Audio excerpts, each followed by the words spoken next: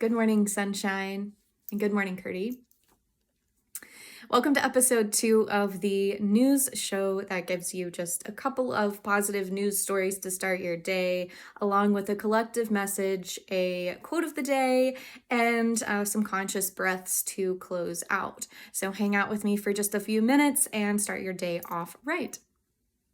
Our first story today comes from onlygoodnewsdaily.com, and for the first time, a sovereign indigenous nation has returned wild bison to its native habitat. Wild bison are back in Montana after 150 years.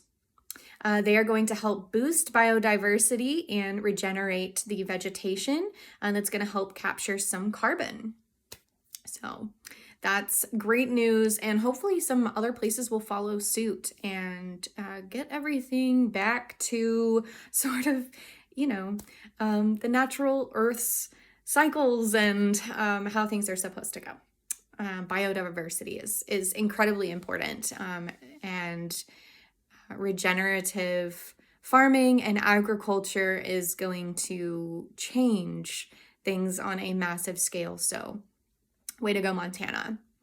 Also from onlygoodnewsdaily.com, former Paralympian and surgeon John McFall is starting training to be the first astronaut with a disability. He is part of a groundbreaking feasibility study that is going to help determine prerequisites for disabled individuals to journey into space. Inclusivity, I love it.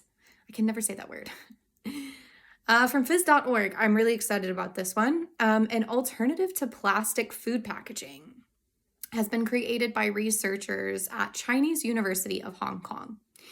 Made out of bacterial cellulose, so an organic compound found in bacteria. The material will completely degrade in 2 months, and since it is edible, it is safe for wildlife. This is going to replace a lot of single-use plastics and really, really make some big changes. So really excited about that. And finally, from Insider in May, a bipartisan bill was introduced to the House of Representatives called the Havens Act.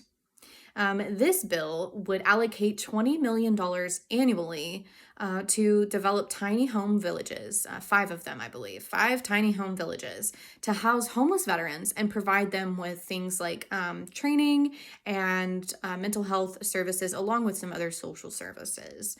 You can find out more about the tiny villages at let's see, if you look up Operation Tiny Home, they're doing some really great things. I'm really excited about this because the homelessness crisis is something that, there can be something done about.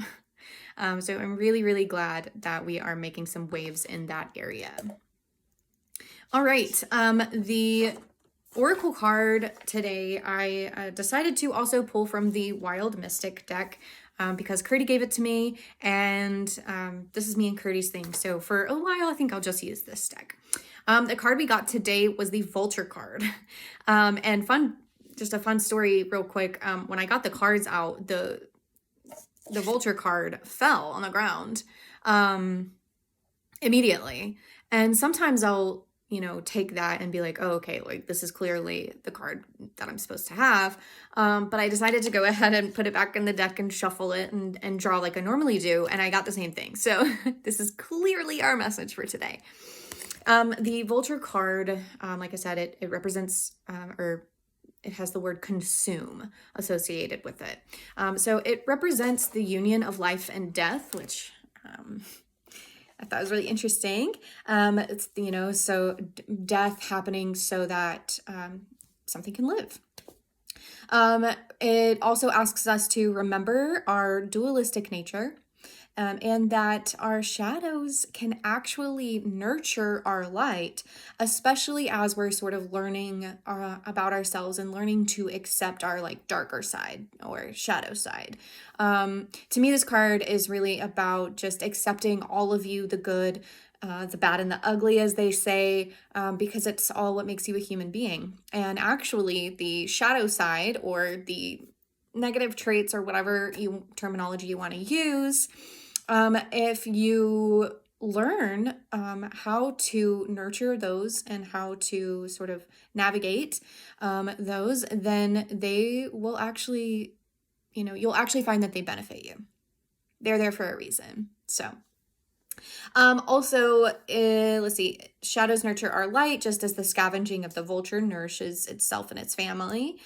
This card is also asking us to not be consumed by negative emotion and find balance between the light and the dark, because that is the human experience, right? Our quote of the day is something that I've pulled from my vault, and it comes from my Aunt Gigi, actually, something I think about all the time. And she said one day, if you're not learning, you're not living. And I think that's a really important reminder that every day holds something for us to learn, whether it's about ourselves, about others, or about the world around us. So, what are you going to learn today? All right, guys, that is your Good Morning Sunshine for today. Before we close out, I do want to send you off with some conscious breathing. So we are going to take some 3 inhales of love and exhale gratitude 3 times. And then I will let you go about your day. Start it off the right way. So I invite you to close your eyes if you're able. If not, just focus on the breathing. That's completely fine. And like I said, we're going to inhale love and exhale gratitude. So here we go. Take a nice deep inhale, slightly deeper than you'd normally breathe. And really inhale that love, and then exhale the gratitude. Push it out into the world. Really exhale as much as you can before you take that second inhale of love. And exhale the gratitude. Fantastic. Last one. Really feel it this time. Inhale that love. And exhale the gratitude. There's always something to be grateful for. So exhale, connect to that, exhale that gratitude. Thank you so much for being here for episode 2, and we'll see you tomorrow morning for Good Morning Sunshine.